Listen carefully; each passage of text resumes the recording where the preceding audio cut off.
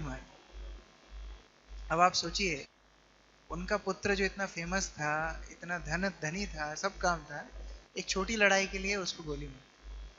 इससे और बड़ा एक पागलपन बताता हूँ अमेरिका का। मैंने स्टूडेंट लाइफ में सुना था। एक परिवार अमेरिका में गया, वहां पर उनकी बड़ी इच्छा थी कि वहां रहेंगे, पैसा कमाएंगे, साफ सुथरी कंट्री है, बड़े अच्छे संसाधन है, वहां पर मजे से रहेंगे।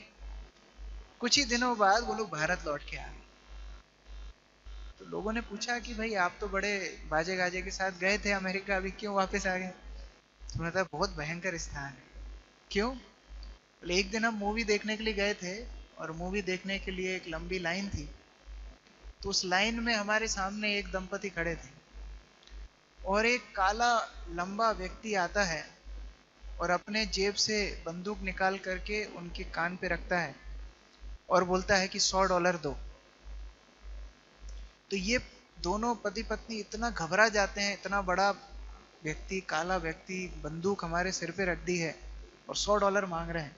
तो उन्होंने घबरा के जेब से $200 निकाल के उसके हाथ में दे दिया। उस काले व्यक्ति ने दोनों को गोली मार दी कहीं पर, दोनों पति पत्नी को मार दिया। क्यों? मैं भिखारी हूं क्या? मैंने $100 मांगे थे, 200 क्यों दिया? इस तरह के पागलपन में व्यक्ति क्यों पड़ता है? काम वासनाओं के पीछे मन इतना पागल हो जाता है कि जब उसको वो कामुक व्यक्ति वस्तु नहीं मिलती है, उसकी इच्छा की वस्तु नहीं मिलती है, तो क्या हो जाता है?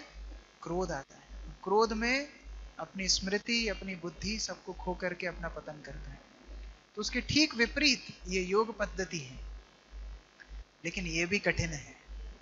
कौन, चलिए चैलेंज, कौन क्लास में अभी 1 बजे हम लोगों ने शुरू किया था, 1 बज के 48 मिनट तक कौन एक ही आसन में बैठा है? हिला नहीं अभी तक 1 मिनट 1 सेकंड के लिए। ये योग पद्धति इतनी आसान नहीं है। हमारे आपके लिए तो बहुत दूर की बात है। अर्जुन भगवान को बोलता है, सॉरी सर, हमारे बस की बात नहीं है ये योग। बोले मैं वायु को वश में कर सकता हूं। वायु को कोई वश में कर पाया आज तक? बोले मैं वायु को वश में कर सकता हूं, पवन को वश में कर सकता हूं, लेकिन मैं मन को अपने वश में नहीं कर सकता। तो कोई सरल पंथा बताइए। तो अगले श्लोक में देखते हैं भगवान क्या बोलते हैं। चौथा श्लोक मैं पहले पढ़ूंगा, आप लोग मेरे पीछे दोहराइए। यदा हीनेन्द्रियार्थेषु न कर्मसु अनुसज्जते सर्वसंकल्प सन्यासी योग आरूढ़ तदा उच्यते। जब कोई पुरुष समस्त भौतिक इच्छाओं का त्याग करके ना तो इंद्रिय तृप्ति के लिए कार्य करता है और ना ही सकाम कर्मों में प्रवृत्त होता है, तो वह योगारूढ़ कहलाता है। जब कोई पुरुष समस्त भौतिक इच्छाओं का त्याग करके ना तो इंद्रिय तृप्ति में लिप्त होता है और ना ही सकाम कर्मों में प्रवृत्त होता है, वह योगारूढ़ कहलाता है, योग पे पूर्ण रूप से स्थित कहलाता है। तात्पर्य, जब मनुष्य भगवान की दिव्य प्रेम भक्ति में पूरी तरह लगा रहता है तो वह अपने में प्रसन्न रहता है, और इस तरह वह इंद्रिय तृप्ति या सकाम कर्म में प्रवृत्त नहीं होता। अन्यथा इंद्रिय तृप्ति में लगना ही पड़ता है, क्योंकि कर्म किए बिना कोई रह नहीं सकता। बिना कृष्ण भावनामृत के मनुष्य सदैव स्वार्थ में तत्पर रहता है, किंतु कृष्ण भावना भावित व्यक्ति कृष्ण की प्रसन्नता के लिए सब कुछ करता है। फलतः वह इंद्रिय तृप्ति से पूरी तरह विरक्त रहता है। जिसे ऐसी अनुभूति प्राप्त नहीं है, उसे चाहिए कि भौतिक इच्छाओं से बचे रहने के लिए वह यंत्रवत प्रयास करे, तभी यह योग की सीढ़ी पे ऊपर पहुंच सकता है। तो सीढ़ी पे चढ़ना हमेशा कठिन होता है। स्कूल में भी स्तर होते हैं, पहले primary section, secondary section, senior, फिर कॉलेज, यूनिवर्सिटी।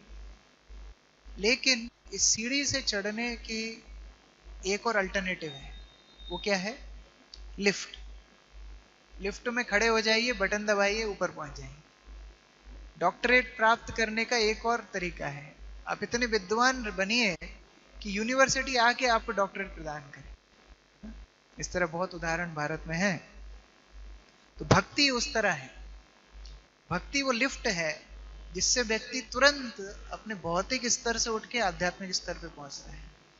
श्रील प्रभुपाद जब अमेरिका गए तो ऐसे ऐसे लोगों को उन्होंने प्रचार किया जिनको भगवान श्री राम कृष्ण इन लोगों के बारे में कुछ अनुभव नहीं था, भक्ति क्या है, योग क्या है, इनका कोई अनुभव नहीं था। ऐसे लोग उठ करके शुद्ध भक्त बने और आज पूरे पृथ्वी में प्रचार कर रहे हैं। ये भक्ति की महानता बताती है। इतना ही नहीं, एक पशु भी भक्ति जीवन में तुरंत आध्यात्मिक उत्थान प्राप्त कर सकता है। भक्ति इतनी सरल है और सर्वोत्तम है।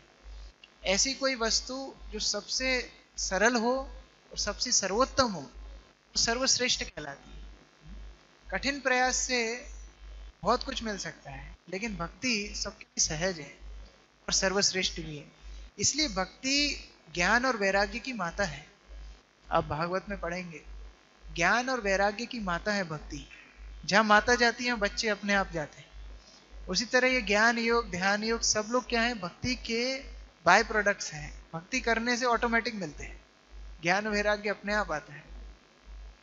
तो उस तरह भक्ति की शुरुआत हम लोग करेंगे, उसको शरणागति कहते हैं। देखिए, मान लीजिए आप किसी ऐसे स्थान पे पहुंच गए जहां आपको 150 किलो के सुमो पहलवान से लड़ाई करनी है, तो आप क्या करेंगे? कौन कौन प्रयास करेंगे? 150 किलो का सुमो पहलवान सामने खड़ा है, उसके साथ आपको लड़ाई करनी है। कोई है उम्मीदवार? कोई भी नहीं करेगा। अभी देखिए, माया इतनी प्रबल है हमारे सामने, पूरा विश्व को माया ने बंदी कर रखा है। ये पूरे भौतिक जगत को दुर्ग कहते हैं, और इस दुर्ग मतलब किला, इस किले की रखवाली करने को दुर्गा माता बोलते हैं। तो माया शक्ति इतनी शक्तिशाली है कि वो पूरे दुनिया को उन्होंने बंदी कर रखा है। क्या हम उनको चुनौती दे सकते हैं? क्या उनसे लड़ाई कर सकते हैं? लेकिन मान लो आप मल्ल युद्ध के पहले ही, रेसलिंग के पहले ही आप बोल दें कि भाई सरेंडर, तो क्या होगा? पिटाई से तो बच जाएंगे कम से कम। उसी तरह ये भौतिक जीवन में संघर्ष करना कठिन है, भगवान के ऊपर समर्पण करना बहुत सरल है। हमसे अभी कोई भी पूछे आपके जीवन के सबसे सुंदर क्षण कौन से थे, तो हम बताएंगे जब हम बच्चे थे तो सबसे सुखद अनुभव था। क्यों सुखद अनुभव था? क्योंकि जब हम बच्चे थे, बाल्यावस्था में माता पिता के ऊपर पूर्ण रूप से निर्भर थे। वो निर्भरता से आनंद आता है, स्वच्छंदता में डर होता है, स्वच्छंदता में एक इनसिक्योरिटी होती है। लेकिन जब हम किसी के ऊपर निर्भर होते हैं जो हमसे प्रेम करता है, तो हमें डर नहीं लगता। मान लीजिए आप कोई अंधेरी सड़क पर अकेले चल रहे हैं, आपको बहुत डर लग सकता है। लेकिन कोई ऐसा व्यक्ति जिसका घर उसी गली में हो, जिसको वो रास्ता बहुत अच्छे से पता हो, आपको हाथ पकड़ के चला रहा है, तो फिर आपको डर नहीं लगेगा। यही अर्जुन ने किया। अर्जुन ने सोचा हमारी बागडोर हम नहीं संभालेंगे। अर्जुन ने अपना रथ का सारथी भगवान कृष्ण को नहीं बनाया, भगवान कृष्ण को उन्होंने अपने जीवन का सारथी भी बनाया। तो हम लोग भगवान के पास आते हैं, अगर भगवान से हमको प्रार्थना करनी है तो हम यही प्रार्थना करें कि जो योग की शिक्षा भगवान गीता में दे रहे हैं, वो योग की सर्वोत्तम सिद्धि है भगवान से युक्त होना। योगिनाम अपि सर्वेशाम मद्गतिनांतरात्मना। जो योगी अपने आंतरिक भाव से भगवान को याद करता है, स्मरण करता है, वो योगिनाम अपि सर्वेशाम, सभी योगी में सर्वश्रेष्ठ है, भगवान गीता में बताते हैं। तो भगवान को आकर के हमको यही बोलना, जिस तरह आपने अर्जुन को संभाला, अर्जुन को अपने जीवन में युक्त करा, हमें भी अपने जीवन को पूरा आपसे युक्त करने का मौका दीजिए। वही योग सिद्धि है, वही योग्यता है भक्ति में आगे बढ़ने। तो ये बहुत सुंदर अध्याय चल रहा है। आपसे निवेदन है कि आप घर में भगवत गीता यथारूप का पाठ कीजिए और विस्तृत रूप से भगवान क्या बोलना चाह रहे हैं वो समझिए। और यदि आप लोगों को कोई कठिनाई होती है समझने में, तो मंदिर के भक्तों से आप संपर्क कर सकते हैं और वो लोग आपके प्रश्नों का उत्तर देंगे। हरे कृष्णा कृष्णा कृष्णा हरे हरे, हरे राम राम राम हरे हरे, हरे कृष्णा। किसी का कोई प्रश्न है? या कोई कुछ बोलना चाहता है?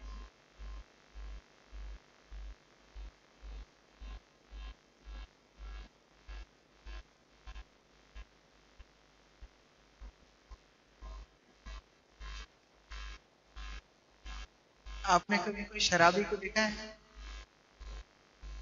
देखा है, फिल्मों में देखा है। कैसा लगता है? दुखी लगता है कि खुश लगता है? खुश लगता है, लेकिन वास्तव में खुश है? खुश नहीं है। इसी को बोलते हैं मदमत्त। मद मतलब क्या होता है? शराब। मद का एक और मतलब होता है अहंकार। मद मतलब अहंकार। अहंकार क्या है? अहंकार, मैं कार हूं, इसका मतलब ये क्या? हाँ, यही है। जैसे मान लो गाड़ी चल रही है, कोई गाड़ी जा रही है, आपको मालूम है कि उसके अंदर ड्राइवर बैठा है, ड्राइवर गाड़ी को चला रहा है ना।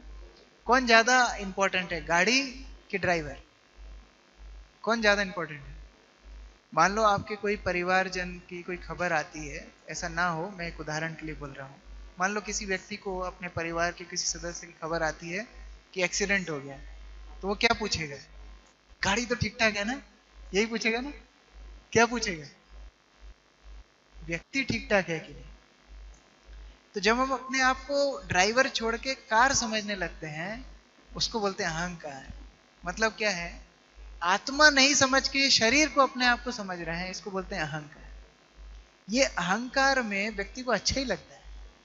जिस तरह एक शराबी को मदमस्त, मद की अवस्था में उसको लगता है मैं बहुत खुश हूं, लेकिन नाली में पड़ा है, उसको लग रहा है मैं खुश हूं। तो जब तक उसको हम उस अहंकार से नहीं निकालेंगे, उस मद अवस्था से नहीं निकालेंगे, तब तक उसको अपनी अवस्था का ज्ञान नहीं। अगर शराबी अपने होश में आता है, तो सबसे पहले उसको घर की याद आती है। अरे मैं नाली में पड़ा हूं, इस अवस्था में पड़ा हूं, मुझे घर वापस जाना है। उसी प्रकार जब हम भगवत गीता का प्रचार करते हैं, बोलते हैं आप शरीर नहीं, आप आत्मा है, आपका भौतिक शाश्वत स्वरूप भगवान कृष्ण की सेवा करना है, आपका घर ये भौतिक संसार नहीं आध्यात्मिक संसार है, तब हमारा जो नशा उतरता है, तब हमको घर जाने की इच्छा होती है। दुर्भाग्यवश बोलो चाहे सौभाग्यवश बोलो, हीरे की दुकान में कम ही लोग आते हैं, आलू की दुकान में सब लोग जाते हैं। क्योंकि आलू कितना होता है? 10 रुपया, 20 रुपया, 5 रुपया भी होता है कभी कभी, और हीरे का दाम लाखों होता है। तो उसी तरीके से ये भगवत भक्ति का मार्ग जो है बहुत सरल है, लेकिन बहुत दुर्लभ भी है। भगवान गीता में बोलते हैं मनुष्य नाम सहस्त्रेषु, हजारों हजारों में कोई एक व्यक्ति सिद्धि के प्रति अग्रसर होता है, और ऐसे हजारों सिद्धि प्राप्त किए हुए लोगों में से कोई एक विराला भक्ति में आता है। तो ये बहुत ही, मतलब स्क्रीनिंग के बाद, जैसे आईआईटी मेंस होता है, फिर आईआईटी एडवांस्ड होता है, फिर उसके बाद काउंसलिंग होती है, फिर उसके बाद कॉलेज मिलता है, फिर वहां पर पॉइंटर मिलता है, फिर सिलेक्शन होके कोई कंपनी में सिलेक्शन होता है। तो कोई करोड़ों करोड़ लोगों में से कोई एक व्यक्ति, मॉर्गन स्टैनली या कोई बड़ी बड़ी कंपनी में उनका प्लेसमेंट होता है। उसी तरह ये भगवत भक्ति का पथ है, सबके लिए खुला है। आज मान लीजिए आईएएस का एग्जाम है, क्या आप फॉर्म नहीं भर सकते? क्या मैं फॉर्म नहीं भर सकते? आप लोग, सब लोग फॉर्म नहीं भर सकते? सभी भर सकते। ये सब कलेक्टर बनेंगे? सब नहीं बनेंगे। उसी तरीके से भगवत भक्ति का मार्ग, ये गीता हम जा जाके दे रहे हैं लोगों को, ऐसे छुपा के नहीं रख रहे हैं, जा जाके दे रहे हैं, लेकिन फिर भी भाग्य नहीं है। ब्रह्मांड भ्रमित कौन भाग्यवान जी। पूरे ब्रह्मांड में भटकते भटकते भटकते भटकते कोई चुनिंदा लोग जो भाग्यशाली होते हैं, गुरु कृष्ण प्रसादे पाए भक्ति लता बीज। जिन पे गुरु की कृपा होती है, कृष्ण की कृपा होती है, उनके प्रसाद से, उनकी उनके आशीर्वाद से पाए भक्ति लता बीज। हम सबको भक्ति लता का बीज मिलता है। अब बीज रखने से काम हो जाएगा क्या? घर में बीज रख लेंगे तो काम हो जाएगा? क्या करना पड़ेगा?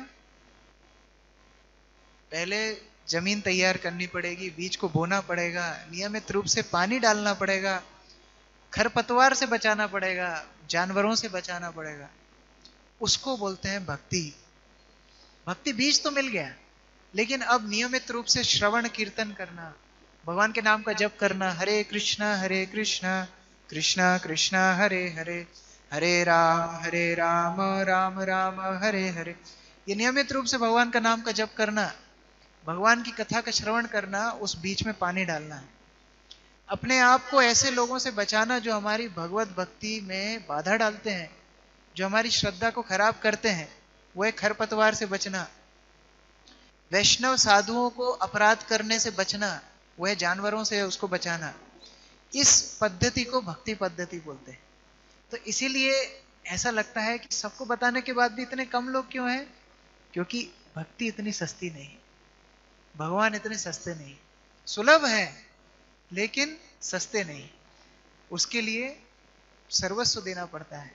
पहले भी आप लोगों को बहुत बार बताया होगा कि भगवान कृष्ण वृंदावन के ग्वाले हैं, उनको ज्यादा मैथमेटिक्स नहीं आता है ना। हम 2% भक्ति करेंगे, 5% करेंगे, 10% करेंगे। भगवान का गणित सीधा है, पूरा दो पूरा लो, सीधा गणित है। ज्यादा उनको गणित नहीं, 5% 10% समझ में नहीं आता उनको। अपना सब कुछ भगवान को दो, भगवान अपने आप को हमको दे। अपना सब कुछ देने का मतलब क्या है? अपना मन, अपनी चेतना, और सबसे महत्वपूर्ण अपना समय। हम जिसको अपना समय देते हैं उसको मतलब है उस व्यक्ति को प्राथमिकता देते हैं, है ना। हम बोलते टाइम नहीं है, मतलब क्या है? क्या हमें खाने के लिए टाइम नहीं है? क्या सोने के लिए टाइम नहीं है? क्या अपने पुत्र पुत्रियों के लिए टाइम नहीं है? हम टाइम निकालते हैं। उसी प्रकार भगवान के लिए यदि हम समय निकालेंगे, वो प्राथमिकता भगवान स्वीकार करते हैं, और तब भगवान अपने आप को हमको देते हैं। तो वो प्राइस, वो कॉस्ट, वो दाम जो भरता है उसको ईश्वर मिलते हैं। इसलिए बाह्य रूप से लगता है अरे कितने कम लोग हैं, तो भगवान को भी भीड़ भाड़ पसंद नहीं है। भगवान भी पसंद करते हैं कि जो लोग भक्ति में ज्यादा सीरियस हैं उन लोगों को भगवान अनुभव देते हैं। लेकिन भगवान का एक और सपना भी है। भगवान चाहते हैं कि जितनी जीवात्माएं उनसे विलग हैं वो सब उनके पास में आए। पृथ्वी ते आछे जत नगर आदि ग्राम, सर्वत्र प्रचार हुई विमर नाम। पृथ्वी में जितने भी नगर हैं, ग्राम हैं, सब जगह भगवान के नाम का प्रचार हो, उनके नाम का कीर्तन हो, ये भगवान की इच्छा है। और इसी उद्देश्य से अंतर्राष्ट्रीय कृष्ण भावनामृत संघ प्रचार करती है। हम लोग जाके भगवद गीता का संदेश लोगों को देने का प्रयास करते हैं, मंदिर में प्रोग्राम करते हैं। एक ही उद्देश्य है कि ज्यादा से ज्यादा लोग भगवान से जुड़े। और ये जो काम में सहयोग जो लोग करते हैं, गीता में भगवान ने बताया अंतिम अध्याय में, भगवान को सबसे ज्यादा प्रिय वह व्यक्ति है जो ये गीता का संदेश ले जाकर के लोगों को देता है। तो आप सबसे प्रार्थना है, आप लोग अपने जीवन में भगवद गीता को अपनाइए, दूसरों को भी भगवद गीता का संदेश दीजिए और मंदिर में लाइए। जब आप लोग आते हैं तो आपके आसपास के लोगों को, अपने मित्रों को बताइए कि हम लोग मंदिर जा रहे हैं, आप लोग भी आइए। वहां पर गीता का संदेश होता है, प्रसाद मिलता है, भगवान का दर्शन होता है। देखिए, मैंने उदाहरण पहले भी दिया है। मान लीजिए आपको एक खबर मिली कि एक व्यक्ति के आधार कार्ड पर 1 किलो सोना मिल रहा है रेलवे स्टेशन पे। एक व्यक्ति के आधार कार्ड पे 1 किलो सोना मिलेगा, ठीक है। अभी कितने बजे? 2:05। ठीक 2:30 मिलेगा। तो आप लोग क्या करेंगे? क्लास में कौन कौन बैठे रहेंगे? तुरंत जाएंगे ना। एक व्यक्ति के आधार कार्ड पे 1 किलो सोना मिलेगा। अच्छा, जो ज्यादा बुद्धिमान होंगे वो क्या करेंगे? जाते जाते अपने परिवार वालों को बुलाएंगे कि तुम भी अपना अपना आधार कार्ड लेके आ जाओ। मान लो घर में 5 सदस्य हैं तो 5 किलो सोना। और भी जो समझदार हैं वो अपने दोस्तों को भी बुला लेंगे। मान लो आप आधार कार्ड लेके गए, आपको सोना मिल गया, घर में आप लेके आ गए। अभी 1 हफ्ते बाद आपका कोई मित्र मिलने आया, उसने बोला अरे इतना सोना, इतना धन कैसे मिला? आप बोलेंगे वो 1 हफ्ते पहले रेलवे स्टेशन पे स्कीम चल रही थी, एक आधार कार्ड पे 1 किलो सोना फ्री। तो वो दोस्त क्या बोलेगा आपको? तुरंत लड़ाई करना शुरू कर दे, तुम दोस्तों के दुश्मन हो, इतनी बड़ी स्कीम तुमने मुझे नहीं बताई, मुझे भी सोना मिलता था। तो इसी तरह आपको ये आध्यात्मिक ज्ञान यहाँ पर मिल रहा है, आप शुद्ध भक्ति प्राप्त कर रहे हैं, अपने जीवन में सारे क्लेशों से मुक्त होकर भगवान की भक्ति में खुश होंगे, भक्ति करेंगे, शुद्ध भक्त बनेंगे।